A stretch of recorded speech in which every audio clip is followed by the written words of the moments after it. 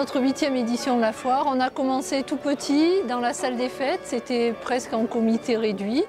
Et on a vu déjà que pour la première année, ça avait un engouement, un certain succès auprès du public. Pour nous, c'est intéressant, c'est un petit village, 400 habitants, et on voit que c'est toute une synergie qui se fait. Nous, on est une association, on est une douzaine au bureau, une centaine d'adhérents, et là, on voit que tous les bénévoles, tous ceux qui nous aident, il faut être très très nombreux.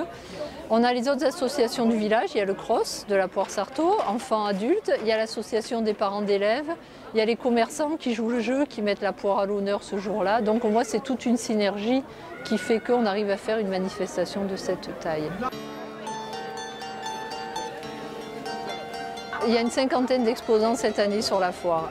On essaye de limiter, de prendre les locaux en premier, les produits artisanaux. On essaye de faire valoir les vieux métiers. On essaye un peu de sélectionner, entre guillemets, les choses authentiques et naturelles.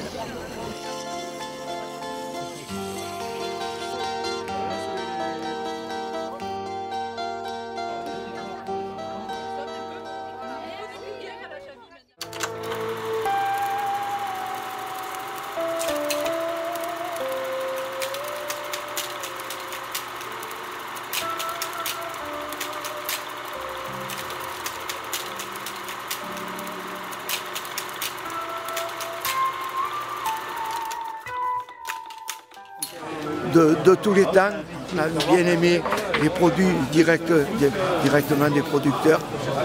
On a été élevés et habitués depuis de nombreuses années comme ça, de tout jeune.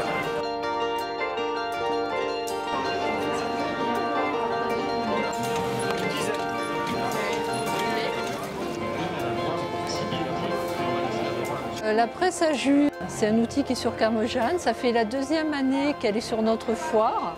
Donc nous, on ramasse des fruits, on presse en direct. Alors c'est une machine qui est un peu miraculeuse.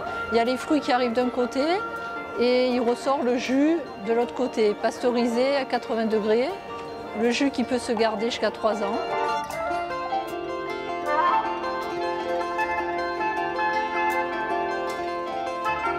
Quand on voit l'engouement du public, on vend tout, donc c'est magnifique. On voit que les gens sont intéressés, c'est le produit du producteur au consommateur, il n'y a pas d'intermédiaire, il n'y a pas de sucre ajouté, de transformation, c'est naturel.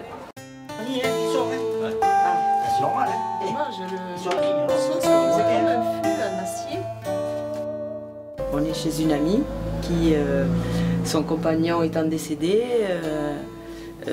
nous a presque imposé de rouvrir et faire travailler un peu ce vieux four. Voilà.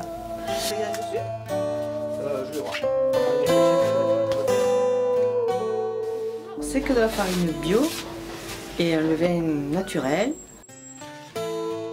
J'habite dans la maison de mes grands-parents où se trouvait un four. Mais depuis 1917, il ne marchait plus. C'est mon compagnon, Jacques Minat, qui a fait des travaux dans le four et nous avons rénové le four. Et depuis cette date, depuis 2001-2002, nous nous servons du four lors de manifestations à la Chavie. Aujourd'hui, nous avons décidé que le bénéfice du pain et du pain poire irait à la Ligue contre le cancer. Il y a eu une cinquantaine de boules de pain qui ont été effectuées et plus de 150 pains poires. Je peux, sans trop m'avancer, dire que ça va rapporter aux alentours de 300 € au moins.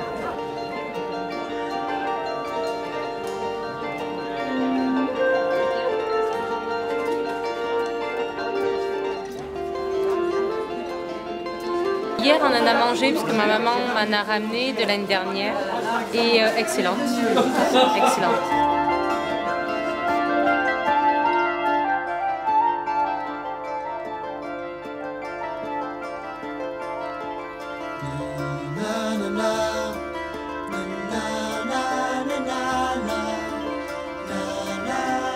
C'est une poire à cuire qui se garde très très bien à la cuisson. Elle peut cuire 3 ou 4 heures, elle reste entière.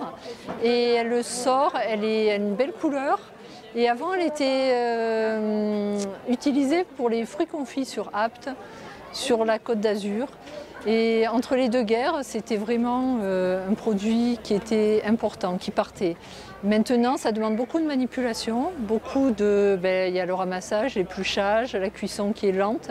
Donc c'est un produit qui a été un peu moins au goût du jour, et qui maintenant devient important.